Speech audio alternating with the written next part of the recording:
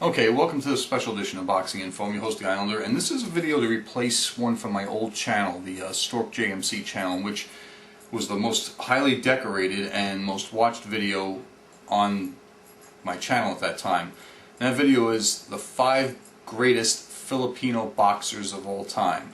And I know I did that with KJ. This time I'm doing it solo, and I'm going to kind of reshuffle the list a little and go through it, and I'm going to explain a couple of things I didn't do last time.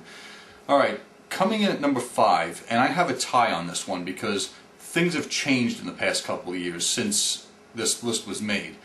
I initially had Cito Espinosa, the one-time WBA bantamweight champion and long-time WBC featherweight champion, 2-division champion, whose record ended in 2005 at 47-13, an explosive puncher, known as the Golden Boy and also known as Lindol, meaning earthquake. Knocked out KO Galaxy in 1989 to win the WBA bantamweight championship in Bangkok, Thailand. First round knockout, basically ended his career, and then eventually made a defense or two defenses, and lost the title to Israel Vasquez before resurfacing in the featherweight division.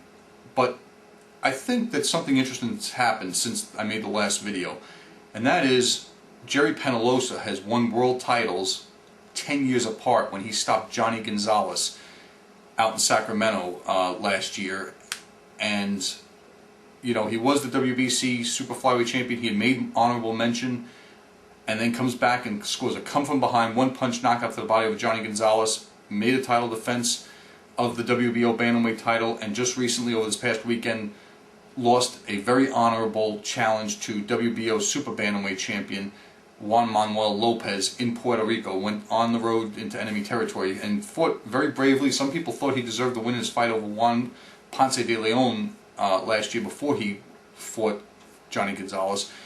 And you know, he is one of the roughest, toughest customers to ever come out of the Philippines. Nobody will ever question this guy's heart. And my hat's off to you, Jerry Pealosa, because you now make the top 5 list, albeit a tie in 5th with Cito Espinosa. Number 4 on the list remains the same, and this is the former middleweight champion of the world from way back when, Severino Garcia. And one thing about Severino Garcia, and what he's most noted for, was actually winning, or I should say, defending the world middleweight title against 3-time belt holder Hammerin Henry Armstrong, who was at that time the reigning featherweight champion of the world, the reigning lightweight champion of the world, and the reigning welterweight champion of the world. They fought a 10-round fight. And rumor has it that the fight was fixed that if Armstrong didn't knock out Garcia, the fight would be declared a draw no matter who won the fight. And eventually that is what happened, is that Garcia held off Armstrong admirably, and the fight was declared a draw. Garcia had mixed up with all of the who's who in the middleweight division at that time. Ken Overland, Billy Seuss, all those guys. And ended his career with a record of, get this, 102 wins, 28 losses, and 12 draws. I mean, just, you know, outstanding career. Number 3 on the list. This is where it flip-flops a little bit, because if you remember before, I had, I think, Manny Pacquiao at number 3, and he's been promoted. And I'm going to slip Gabrielle, Fleshie, Lordy back to number 3. And, you know, he is talked about and remembered as possibly the greatest, one of the greatest 130-pound champions of all time. His biggest downfall was that he fought in what was perceived at that time to be an illegitimate division. And with that said, it wasn't one of the original 8 weight classes, and that's what really hurt him. He made, I counted up 10 title defenses of the World Junior Lightweight Super Featherweight title from 1960 to 1967. He also unsuccessfully challenged featherweight champion Sandy Sadler and lightweight champion Carlos Ortiz, being stopped in both those contests. Understand that the Sandy Sadler fight, which took place in San Francisco, and what a lot of fighters who used to fight on the West Coast and fought in the San Francisco area fought at a place called the Cow Palace, and this was you know, almost this home away from home for Fleshie Lordy, as he fought most of his fights there. Won his title with a 7th round stoppage of Harold Gomes in the Philippines. I think it was in the Philippines. Came to the United States and fought and knocked out Gomes in 1 round. He fought a who's who from the 126-pound to the 135-pound division. He was stopped on cuts against Sadler in the world featherweight title fight at the Cow Palace, and was knocked out brutally twice by Carlos Ortiz because Carlos Ortiz was too big for him. And at the time he was defending his junior lightweight title, he also held on to the OPBF lightweight title at the same time, fighting 12-round fights in between his 15-round fights at junior lightweight. He was the Oriental Pacific Boxing Federation champion, which is the same as like an NABF champion to us, of the lightweight division of all of Asia and the Pacific. Number 3, Gabrielle Fleshie Lordy. Number 2 on this list, and this is a very close to number 1, and because of the accomplishments, and I've elevated Manny Pacquiao to number 2 on this list. Let me go through, don't even need to run off his record, but let's go through what he's accomplished now. The original 8 weight classes: the 112-pound division, which is flyweight; the bantamweight division, which is 118 and under; the 126-pound division, which is the featherweight division; the 135-pound division, which is the lightweight division. Those are the bottom 4 divisions. The 147-pound division, which is the welterweight division; 160-pound and under, which is the middleweight division; 175 and under, which is the light heavyweight division; and then everything over was the heavyweight division. Those are the 8 divisions in boxing, okay? Let me show you what Manny Pacquiao has done. A legitimate title at 112, beating Charchai Sasakul for the flyweight title. Legitimate linear championship over Marco Antonio Barrera at 126, the featherweight division. A legitimate belt, albeit it's been tarnished, but I don't care because I think he could beat anybody in the 135-pound division anyway.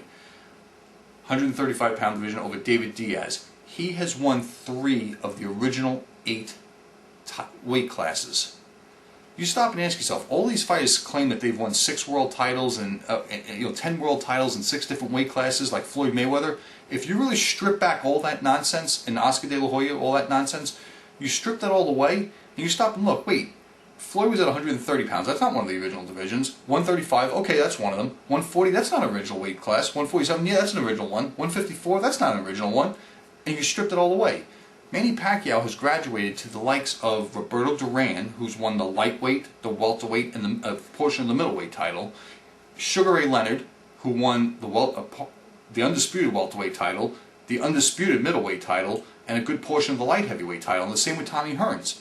Bob Fitzsimmons, middleweight, light heavyweight, heavyweight. Roy Jones Jr., middleweight, light heavyweight, a portion of the heavyweight division. These are guys who, I mean, Manny Pacquiao was in that company, all-time great status, and he continues. And this is the prelim to his fight with Ricky Hatton, which is for another linear title in the 140-pound division, although it's not one of the original divisions. What I want to see him do is win a legitimate title at 147, and he will be the only boxer in history to ever win world titles in 4 of the original weight classes. Nobody's ever done it, people. That's a goal. Okay, number 1 on this list, and just by a hair now, because if Pacquiao can get the 4th world title at welterweight, or somehow miraculously drop that back down to bantamweight and get that title, he'd overtake this guy at number 1, and that is Pancho Villa.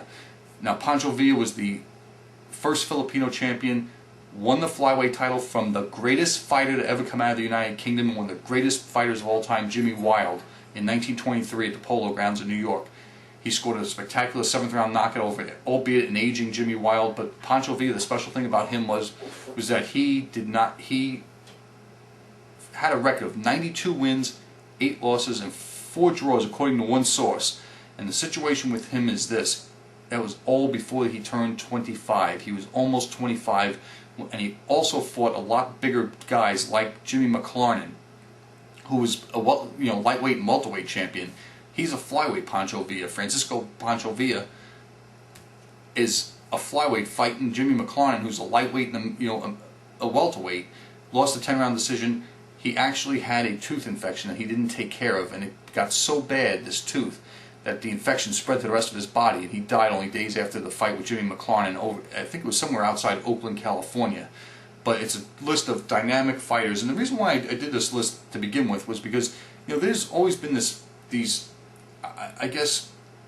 sense that there are racist, race fighting, this and that, between the Philippines and Mexicans and this and that. And really what I wanted to stress is that it's not like that, because the Philippines have always been, they've done two things. One, they've been the country in Asia that are more likely to come to the United States to make their living as far as boxers are concerned. They're more apt to leave the Philippines to come to the United States to make a name for themselves and make a living. Hence Manny Pacquiao. Honorable mention, Rolando Navarrete, who came to the United States and fought, well, he beat Boza Edwards for the junior lightweight title, had a rock'em sock'em round robin, back in the 1980s. But getting back to what I was saying real quick, because I'm about to run out of time, they've been the only nationality of the Asians that have come to the United States to make a name for themselves. And also, they've had great rivalries with some of the Thai fight boxers in the 1960s and 70s, as well as some of the Japanese fighters. So that's going to do it for my top 5 greatest Filipino boxers of all time. So thanks, everybody. Stick with me.